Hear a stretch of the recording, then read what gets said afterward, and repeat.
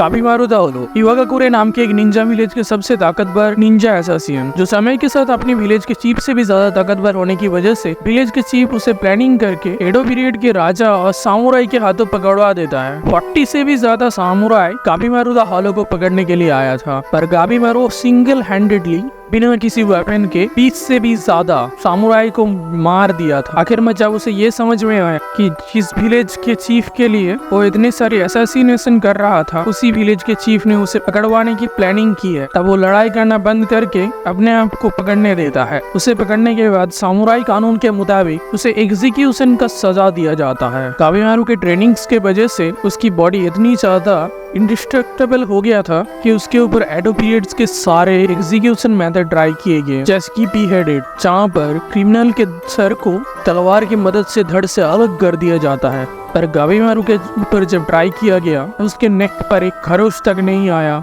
और सॉर्ड तक टूट गया। इसी वजह से दूसरे दिन उसके ऊपर फायर एग्जीक्यूशन इस्तेमाल किया गया, जहाँ पर क्रिमिनल्स को एक पिलर पर बांधकर गैसोलीन छिड़क कर जिंदा जला दिया जाता है। उस आग से सिर्फ उसके कपड़े जल गए, पर उसे एक खरोच तक नहीं आया, यहाँ तक कि उसके बाल भी नहीं जले। तीसरे दिन जब उसके ऊपर फुल एग्जीक्यूशन मेथड यूज किया गया, इस पर क्रिमिनल्स के दोनों पैरों के अलग अलग हिस्से पर दोनों पैरों पर दो बुल बांध कर उसके पीछे आग लगा दिया जाता है। इससे बुल्स दोनों तरफ दौड़ने लगता है, क्रिमिनल बीच में से फट जाता है, बिल्कुल एक पेपर की तरह। पर काबिमारू के पैरों में इतनी ज्यादा ताकत था जिससे उन बुल्स की उसे झांक निकल कर वो लोग गिर गए नीचे, और दोबारा से काबिमारू बिना किसी खरोच के बच गया। इसी तरह से बहुत सारे एग्जीक्यूशन मेथड ट्राई किया गया, आखिर तक काबिमारू बिना किसी खरोच के खड़ा रहा। ये सब एक सामुराई लड़की देख रही थी, और दूसरे दिन वो सामुराई लड़की काबिमारू के एग्जीक्यूशन के लिए सॉर्ड लेकर आगे आता है, और उसी सॉर्ड से काबिमारू का सर धड़ से अलग करने जाता है। अभी पहली बार काबिमारू को अपने सामने मौत दिखाई देता है, और उसकी गर्दन पर पहली बार खरोच आती है एक ब्लेड से, और पहली बार काबिमारू रेजिस्ट करना शुरू करता है एग्जीक्यूशन से। दूर से दिखता हुआ हेवन अल्टीमेटली कैसे हेल में ट्रांसफॉर्म होता है, और बहुत सारे एक्शंस देखने के लिए इस वीडियो के आखिर तक बने रहिए।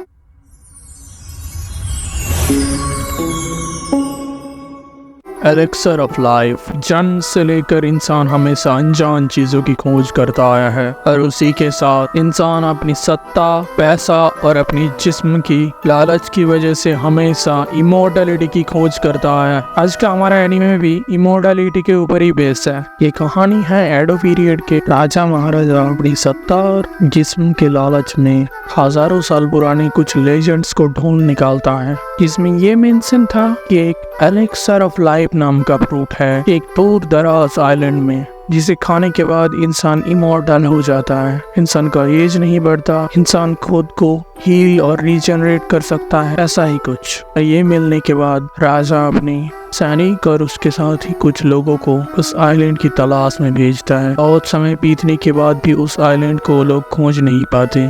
अगर वीडियो को आप लोग इतना तो देख ही चुके तो प्लीज चैनल को सब्सक्राइब करके वीडियो को एक लाइक कर देना, और 2000 सब्सक्राइबर इन 30 डेज इस चैलेंज को पूरा करने में मेरी मदद कीजिए, और वीडियो में आगे बने रहिए। उनके होप जब खत्म होने ही वाला होता है, तभी उनके भेजे हुए लोग जो एलेक्सर ऑफ लाइफ के उस आइलैंड को ढूंढ रहे थे, उनमें से एक इंसान वापस आता है और उस आइलैंड के बारे में बताता है, जहाँ पर बहुत हरियाली और सुंदर सुंदर फूल हैं, देखने में पूरी तरह से हेवन की तरह है, जहाँ पर दूर दूर तक लोगों के नाम और निशान नहीं है। जिस जगह की महक सुनकर लोग विभोर हो जाते हैं, उस सामुराई ने ऐसे ही एक जगह का मेंशन किया। उसके साथ भी ये भी बताया कुछ कारणों की वजह से और कुछ अजीब डिजीज की वजह से उसके बाकी के साथी मारे जा चुके हैं, और उसके अगले ही दिन उस सामुराई के शरीर से बहुत सारे फूल का पेड़ निकल आता है, और वो फूल इंसान की लाइफ फोर्स को सौंप कर खिल जाता है, और वो इंसान दर्द के साथ तड़प तड़प कर मर जाता है। इसके बाद बहुत सारे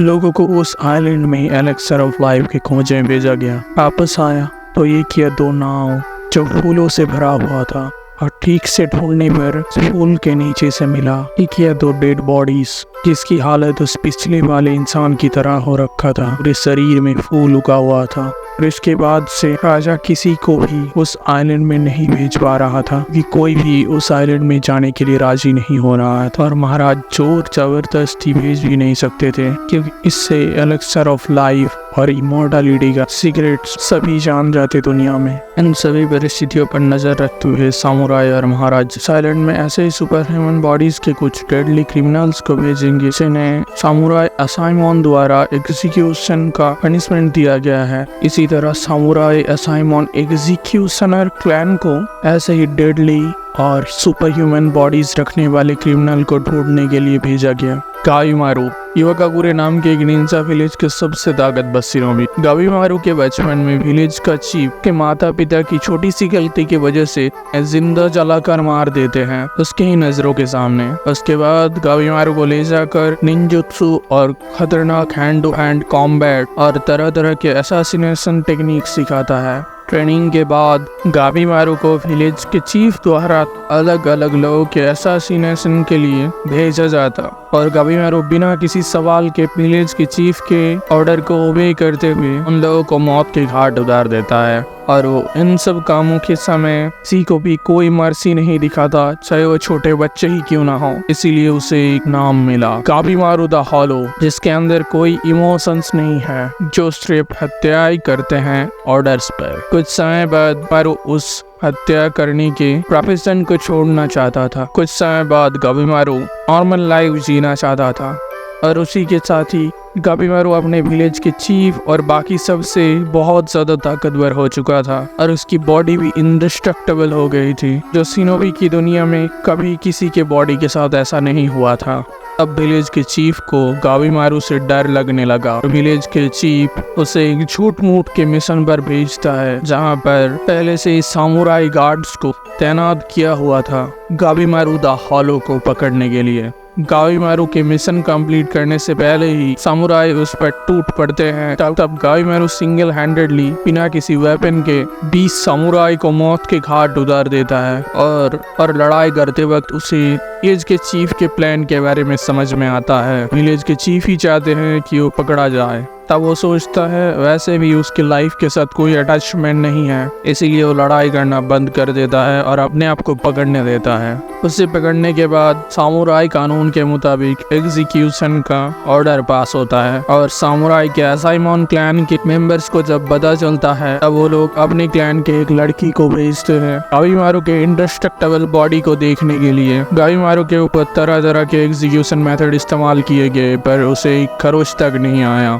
ये सब असाइमोन एग्जीक्यूशनर भी देख रहा था और हर एक एग्जीक्यूशन से पहले उसे उसकी जिंदगी के बारे में तरह तरह के सवाल कर रहा था और ये जानने की कोशिश कर रहा था कि सचमुच उसके जिंदगी के साथ कोई लगाव है या नहीं। गाविमारू के पूरी लाइफ की कहानी सुनने के बाद और सारे एग्जीक्यूशन मेथड्स के फेल हो जाते देखने के बाद वो एग्जीक्यूशनर असाइमोन लड़की अपना स्वॉर्ड लेकर खुद उसके एग्जीक्यूशन के लिए सामने आता है। उसे देखकर तब गाविमारू का अपने सामने पहली बार मौत दिखाई देता है और वो उस लड़की के स्लैश को डॉच करता है और रेजिस्ट करने लगता है। तब वो असाइमोन लड़की कहती है अगर तुम्हें अपनी लाइफ के साथ कोई अटैचमेंट नहीं है तो तुम मेरे एग्जीक्यूशन से क्यों रेजिस्ट कर रहे हो।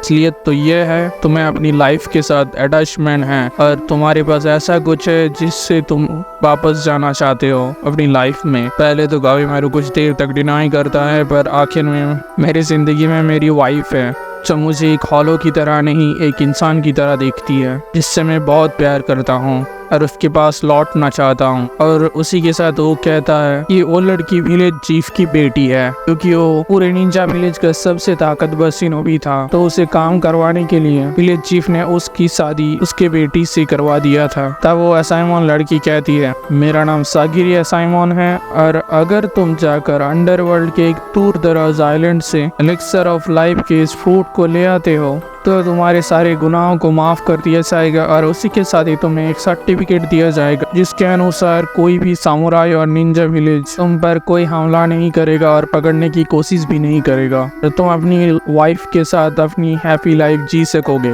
ये सुनकर गाविमारू जब थोड़ा सा हिचकिचाता है तब वो असाइमोन लड़की कहती है मैंने सुना है तुम्हारी वाइफ तुम्हारे लिए अभी भी इंतजार कर रही है और कह रही है कि तुम जरूर वापस आओगे। ये सुनकर गाविमारू फटाक से मान जाता है उस प्रस्ताव हिसाब से। तब बाकी के लोग जो इतने दिनों से कावीमारू के एग्जीक्यूशन के लिए इतनी ज्यादा मेहनत कर रहे थे, वो लोग इस प्रस्ताव को मानने से अस्वीकार कर देते हैं। कावीमारू को और उस असाइमोन लड़की को मारने जाता है। तब कावीमारू सागिरी असाइमोन को कहता है, तुमने कहा था तुम निंजुत्सु देखना चाहते हो, तो तुम्हें दिखाता हूँ। और तभी अचानक से कावीमारू का पूरा शरीर आग से जलने लगता है और एक ही सेकंड में उन सारे सामुराइज को वो जलाकर मार डालता है और सागिरी उनके लीडर को मार देती है। उसके बाद सागिरी कावीमारू को लेकर महाराज और बाकी के सामुराइज के पास ले आते हैं, जिन लोगों ने ये प्लान बनाया था। अंबर जाकर कावीमारू देखता है कि सिर्फ वही नहीं, ऐसे बहुत सारे सुपर ह्यूमन बॉडीज के लोग अंबर मौजूद है जो डेडली क्रिमिनल्स हैं।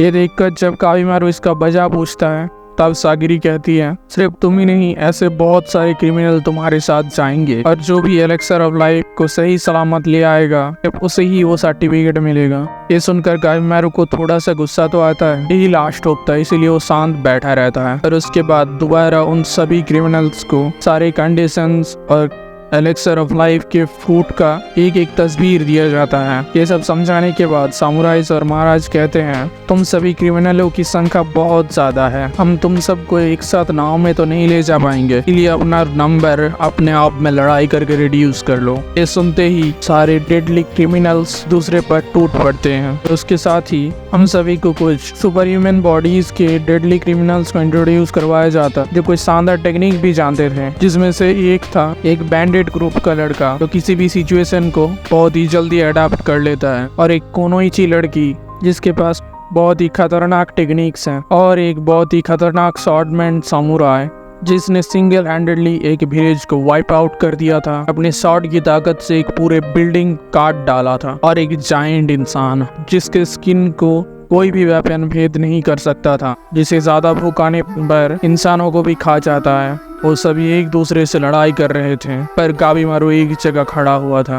ये देखकर सामुराई और महाराज बाकी के क्रिमिनल्स को कहता है, अगर तुम लोग कावीमारू द हॉलो को मार देते हो तुम्हें अभी छोड़ दिया जाएगा, तुम्हें एलेक्सर ऑफ लाइफ को लाने की भी कोई जरूरत नहीं है। वो लोग जब उसे मारने की कोशिश करते हैं, तब कावीमारू अपना असली रंग दिखाता है। एक ही मिनट के अंदर वो 40 से भी ज्यादा क्रिमिनल्स को मार गिराता है बिना किसी वेपन के। मैं तो कहूँगा जो लोग दिल के बहुत ही ज्यादा कमजोर है, प्लीज लोग एनीमे देखते वक्त इस सीन को स्किप कर देना। बहुत ही ज्यादा ब्रूटलिटी है कि कावीमारू जब अपनी मुंह से क्रिमिनल का गला काट के का मांस उखाड़ लेता है, फिर उस सीन को देख लेते हो सकता है आप एक दिन तक खा ही ना पाओ। तो ये क्या लड़ता। ये सब देखकर सारे सामुराई और महाराज भी डर जाते हैं और इस खूनी खेल को वहीं पर रोक देते हैं। और जो 10 क्रिमिनल बच गए थे उन्हें और उनके साथ उन्हें ढूंढने वाले मॉनिटर असाइमोन को भी बोट में बिठाकर उस आइलैंड के लिए भेज दिया जाता है। और उन सभी क्रिमिनल्स को बताया जाता है कि अगर तुम लोग उस एक्सपेडिशन से जाने से बचने के लिए रास्ते में भागने की कोशिश करते हो, ये असाइमोन मॉनिटर्स में उसी वक्त मार डालेंगे। और उन सभी असाइमोन मॉनिटर्स में से जिसका भी कैंडिडेट एलेक्सर ऑफ लाइफ को ले आने में कामयाब होगा, उस असाइमोन मॉनिटर को एक क्लैन लीडर बना दिया जाएगा, असाइमोन क्लैन का। उसके बाद हम लोग देखते हैं कावीमारू के साथ सागिरी असाइमोन को असाइमोन मॉनिटर की तरह नियुक्त किया गया था। उस आइलैंड पर उतरने के बाद उस आइलैंड की ब्यूटी को देखकर लोग दंग रह जाते हैं। वो आइलैंड इतना सुंदर था कि उसे नेचुरल कहना इम्पॉसिबल था। तभी कावीमारू अपने हाथ को बंधनों से मुक्त करके उस फूल को ढूंढने की तैयारी करने जाता है। सागिरी कहता है, तुम अपने हाथ को नहीं खोल सकते, तुम्हें हाथ बंधे हुए ही ढूंढना होगा उस फूल को। और तभी ट्विस्टेड किंग नाम का एक वेपन फ्री कावीमारू पर एक बड़े से लोहे के बॉल से हमला करता है। उस हमले को देखकर सागिरी और ट्विस्टेड किंग सोचता है कावीमारू मारा जा चुका है। पर तभी कावीमारू उठकर खड़ा होता है और सागिरी से कहता है कि ट्विस्टेड किंग का हाथ बंधा नहीं है। सागिरी जब ट्विस्टेड किंग के असाइमोन से पूछता है उसका कारण, तब उसका असाइमोन कहता है, तुम एक बेवकूफ हो, एक्सपेडिशन में रूल्स ज्यादा मैटर नहीं करते, सिर्फ रिजल्ट मैटर करते हैं। उसके साथ ये भी कहता है तुम मर जाते हो और कावीमारू एलेक्सर ऑफ लाइफ लेकर वापस चला जाता है, वो भी कावीमारू को छोड़ दिया जाएगा। ये सब सुनने के बाद भी सागिरी कावीमारू को अपना हाथ बांधने के लिए कहता है और कावीमारू अपना हाथ बांधने लगता है। इसी मौके का फायदा उठाकर ट्विस्टेड किंग अपने अलग अलग तरह के सारे वेपन से उसे मारने की कोशिश करता है, पर गाबीमारू को एक खरोच तक नहीं आता और अपने हाथ बांधने के बाद वो उस क्रिमिनल के साथ एक दमदार फाइट करता है, तो मेयरली 1 ही मिनट तक चलता है। और उस 1 मिनट के अंदर गाबीमारू उसी वेपन फ्रीक के वेपन्स लेकर उसी के अंदर घुसड़कर मार डालता है। उसके बाद ट्विस्टेड किंग का असाइनमेंट मॉनिटर ट्विस्टेड किंग का सर काट के अपने साथ लेकर वापस आइलैंड से निकलने की तैयारी करने जाता है और जाने से पहले सागिरी से कहता है, केयरफुल रहना, हमारे साथ जो क्रिमिनल है तुमसे तो क्या सभी से बहुत ही ज्यादा ताकतवर है। तो इस आइलैंड से कोई भी जिंदा वापस नहीं जा सकता। तो वो लोग बहुत देर तक इस आइलैंड में रुके। तो मैं तो भाग्यशाली हूँ, इसलिए मैं पहले ही जा रहा हूँ। मुझे क्लैन लीडर बनने से ज्यादा जिंदा रहने में दिलचस्पी है। उस असाइमन के वापस जाते ही गाबीमारू सागिरी का स्वॉर्ड लेकर सागिरी को ही मारने जाता है। ग्रैंड मौके पर सागिरी अपना स्वॉर्ड निकाल कर अपने आप को डिफेंड कर लेता है और उन दोनों में लड़ाई शुरू हो जाती है। पर गाबीमारू अपने अंदर से सागिरी को नहीं मारना चाहता था, इसीलिए वो अपनी पूरी ताकत का इस्तेमाल नहीं कर पा रहा था उसके खिलाफ। फिर भी वो सागिरी को आसानी से पीछे धकेल रहा था। आखिर में और दूसरी तरफ सागिरी भी पूरी ताकत से पहले नहीं लड़ पा रहा था, क्योंकि वो भी गाबीमारू को नहीं मारना चाहता था। पर अपने आप को बचाने के लिए अपनी पूरी ताकत से लड़ने लगता है, पर गाबीमारू से हार जाता है। गाबीमारू मारने ही वाला होता और तभी गाबीमारू को उसके वाइफ से सिखाए हुए सारे मैनर्स याद आते हैं और वो देखता है उसके अंदर बहुत सारे इमोशंस हैं जो उसे सागिरी को मारने से रोक रहे थे। गाबीमारू रोने लगता है और कहता है, इस तरह से तो मैं वीक बन जाऊंगा और मैं कभी भी जिंदा वापस अपनी वाइफ के पास नहीं लौट पाऊंगा। अब सागिरी उसके हाथ से स्वॉर्ड लेकर गाबीमारू को कहता है, इमोशन इंसान को ताकतवर बनाते हैं, वीक नहीं। तुम ताकतवर हो रहे हो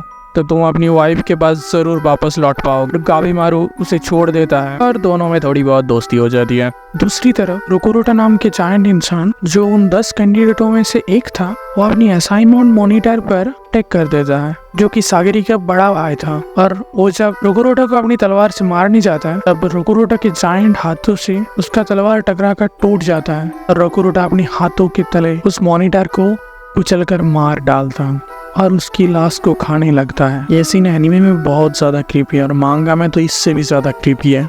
उसके बाद हम लोग देखते हैं उन 10 क्रिमिनल कैंडिडेटों में से बस 6 ही जिंदा हैं। बाकी के 6 क्रिमिनल्स को मारने के चक्कर में खुद ही मारे जा चुके हैं। और उनके असाइनमेंट मॉनिटर्स तो क्रिमिनल के हाथों मारे जा चुके हैं या फिर बाहर जाते वक्त मॉन्स्टर के हाथों शिकार हो चुके हैं।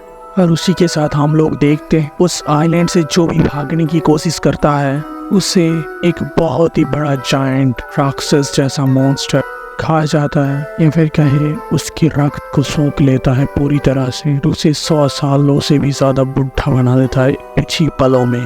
दूसरी तरफ हम देखते हैं उन 10 क्रिमिनलों में से एक, जिसे हम इस सीरीज में ड्रैगन ब्लेड के नाम से जानते हैं, वो अपनी असाइनमेंट मॉनिटर के साथ उस आइलैंड पर चल रहे थे और चीजों को देखकर समझने की कोशिश कर रहे थे। तभी एक छोटा सा बाघ आता है जिसका शक्ल इंसान का था। वो कीड़ा ड्रैगन ब्लेड के हाथों में काट लेता है और ड्रैगन ब्लेड का हाथ दर्द करने लगता है और तभी उसके नजर में आता है वो कीड़े को देखते ही ड्रैगन ब्लेड अपनी असाइमन का तलवार लेकर खुद के हाथ को काट देता है। देखकर उसका असाइमन मॉनिटर थोड़ा सा घबरा जाता है और उससे पूछता है, तुम पागल हो गया हो क्या कर रहे हो? तभी वो दोनों देखते हैं उसका काटा हुआ हाथ नीचे गिरने के कुछ सेकंड के बाद ही उसमें से बहुत सारे सुंदर सुंदर फूल उगने लगते हैं और कटा हुआ हाथ सूख कर एक पेड़ की टहनी की तरह दिखने लगता है। तब ड्रैगन ब्लेड उस कीड़े को मारने के बाद कहता है कि जो लाश हमें दिखाया गया था साइलेंट से आने से पहले, वो इंसान इसी कीड़े की काटने की वजह से ही मरा था। उसके बाद ही वहाँ पर बहुत बड़े बड़े सेंटापीड्स आ जाते हैं। ह्यूमन वर्ल्ड से तो क्या उससे तक बिलोंग नहीं कर सकते। और सिर्फ उतना ही नहीं, इनमें से बहुत सुंदर खुशबू आ रही थी। देखने में इतने डरावने थे कि कोई कह भी नहीं सकता। दूसरी तरफ हम देखते हैं गाबीमारू और सागिरी थोड़ी देर तक आगे बढ़ने के बाद ही वही बड़े बड़े सेंटापीड उनके पास आ जाते हैं और उसी के साथ ही मुनाफिस जैसे दिखने वाले मॉन्स्टर जिसके पास 6 हाथ और 2 पैर थे और कांटेदार बड़े बड़े टेंटिकल्स थे। ये देखकर गाबीमारू और सागिरी पूरी तरह से हैरान हो जाते हैं और तभी वो मॉन्स्टर हमला कर देता है। गाबीमारू अपनी ब्रूट फोर्स के एक किक से ही उस मॉन्स्टर का आधा सर डिस्ट्रॉय कर देता है, पर फिर भी उस मॉन्स्टर को ज्यादा कुछ नहीं होता। वो मॉन्स्टर अपनी ब्लेड टेंटिकल से गाबीमारू को पकड़ लेते हैं इतना कस के पकड़ते हैं कि गामीमारू जैसे निंजा का भी इंडेस्ट्रक्टिबल बॉडी भी इंजर्ड हो जाता है। ये देखकर सागिरी पूरी तरह से डर जाता है। वो लोग जैसे तैसे स्टेंटिकल से बचते हुए भागने ही वाले होते हैं। तभी वो लोग देखते हैं उन्हें स्पेस मॉन्स्टर से भी ज्यादा बड़े बड़े 10-20 मॉन्स्टर उन्हें पूरी तरह से घेर लिया है। उनमें से किसी किसी मॉन्स्टर के तो 3 से 4 मुंह भी थे और वो सभी मॉन्स्टर 20 फुट से भी ज्यादा लंबे थे। उनका शरीर 7-8 फीट से भी ज्यादा चौड़ा। ये सब देखकर गामीमारू भी डर के कहता है ये जगह बहुत ही ज्यादा डेंजरस है, यदि मैं जिंदा बचकर अपने वाइफ के पास लौट पाऊंगा। और तभी गामीमारू को अपने निंजा ट्रेनिंग में सिखाए हुए मेथड्स के बारे में याद आता है, जहाँ पर उसे सिखाया गया था तब भी उसके सामने बहुत शक्तिशाली अपोनेंट्स हों और वो लोग तादाद में भी बहुत ज्यादा हो, तो अपने दिमाग को पूरी तरह से खाली करके अपनी पूरी ताकत से हमला करके उन्हें मार डालना। और गामीमारू वही स्टार्ट कर देता है और हम देखते हैं गामीमारू का ट्रू फॉर्म, उसका सबसे ताकतवर अटैक निम्फो एस्थेटिक ब्लेज। और हम लोग देखते हैं गामीमारू के पूरे बॉडी के अराउंड ब्लू और रेड कलर का फ्लेम जलने लगता है और गामीमारू के किक और पंच का ताकत 10 गुना बढ़ जाता है और वो कुछ ही मिनटों में उन सभी बड़े बड़े मॉन्स्टर्स को पूरी तरह से मार देता है। और तभी सागिरी गामीमारू के पीछे से खड़े होकर ये सब देख रही थी। उसके पीछे एक बहुत बड़ा मॉन्स्टर आ जाता है और पकड़ लेता है, पर गामीमारू को पता चलते ही गामीमारू अनकॉन्शियसली उस मॉन्स्टर्स के हाथ को काट कर उसे बचा लेता है। और तभी एक नए फिश मॉन्स्टर्स का टेंटिकल गामीमारू और सागिरी को पकड़कर मारने ही वाला होता है। फिर उन 10 क्रिमिनलों में से एक निंजा विलेज की कोनोइची लड़की और उसी के साथ उसके 2 असाइनमेंट मॉनिटर्स आकर उस फिश मॉन्स्टर को मार डालते हैं। उन दोनों को ही बचा लेते हैं और फिर वो सभी मिलकर चैन की सांस लेते हैं। उसके बाद कोनोइची लड़की यूजेरिया गामीमारू के साथ एक अलायंस बनाने का प्रस्ताव देती है। ये सुनकर ही गामीमारू पहले ही मना कर देता है। यूजेरिया अपनी कोनोइची सिडक्शन आर्ट का इस्तेमाल करती है गामीमारू के ऊपर, पर अपना गामीमारू ठहरा सख्त लौंडा। उसने उस कोनोइची के हाथ को मरोड़ कर उसको उसकी औकात दिखा दी। तब यूजेरिया काम थोड़ा सा अजीब है, इसीलिए हम इसे कोनोइची बुलाएंगे। तब कोनोइची गामीमारू को इस आइलैंड पर किस तरह के मॉन्स्टर्स है और उसके काटने पर क्या क्या हो सकता है और क्या क्या फूल को हमें नहीं छूना चाहिए, ये इन्फॉर्मेशन देने के लिए तैयार हो जाती है। और उसके बदले वो गामीमारू के साथ ट्रैवल करना चाहती है। ज्यादातर मॉन्स्टर्स से लड़ाई गामीमारू को ही करना पड़े और वो ज्यादा परेशानी के बिना पहुंच जाए।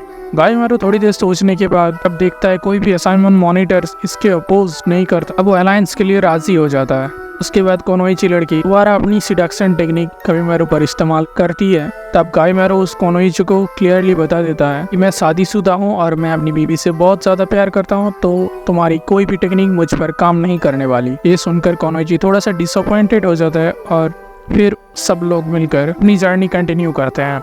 उसके बाद कहानी शिफ्ट होती है और हम लोग देखते हैं उन 10 खतरनाक क्रिमिनलों में से एक चोबे को किसी भी परिस्थिति में अपने आप को ढाल सकता है और समय के साथ ताकतवर हो सकता है। उसके साथ हम लोग एक असाइनमेंट मॉनिटर को देखते हैं जिसका नाम तोमान होता है। वो चोबे की लगातार मदद कर रहा था डेंजरस मॉन्स्टर को मारने में। असलियत में वो दोनों भाई थे।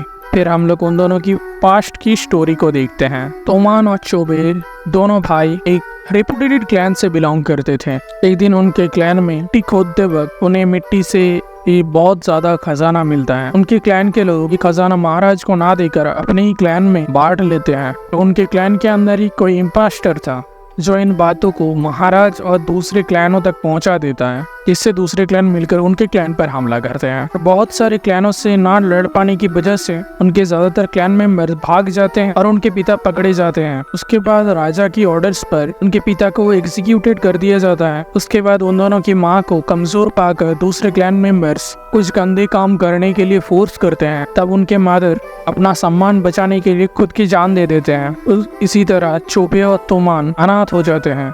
उसके बाद रास्ते पर वो लोग बैठकर भीख मांगने लगते हैं, पर लोग उसे पत्थर मारते थे। कभी कभार आधा खाया हुआ खाना उनकी तरफ फेंक देते थे। ये सब देख उन दोनों में से बड़ा चोबे को ये अच्छी तरह से समझ में आ जाता है कि ये दुनिया ताकतवर के आगे झुकता है। इसीलिए चोबे एक दिन बड़ा होता है और तोमान को रोने से मना करते हुए कहता है, अगर तू खुद कुछ डिसीजन नहीं ले पाता है तो मैं बड़ा हूँ, मेरे हर एक बातों पर विश्वास करना। फिर वो दोनों मिलकर दूसरों को मार के उनका खाना छीनने लगते हैं। कुछ समय चलने के बाद एक दिन खाना छीनने के लिए वो लोग गलती से एक बैंडिट्स के ग्रुप में जाकर फंस जाता है। पर चोबे बहुत ही ज्यादा टैलेंटेड था, वो सिचुएशन को बहुत ही जल्द अडॉप्ट कर लेता है और उन बैंडिट्स को इम्प्रेस कर लेता है। इससे वो बैंडिट्स उन दोनों को अपने साथ रखने लगते हैं, अपने छोटे मोटे काम करवाने लगते हैं। एक दिन कुछ सामुराइज को उन बैंडिट्स का पता मिल जाता है और सारे सामुराई मिलकर उन बैंडिट्स पर हमला कर देता है। तब चोबे तोमान को भगा कर कहता है, मैं अभी अपने आप को पकड़वा देता हूँ, तुम बाद में प्लानिंग करके मुझे बचाने के लिए आ जाना।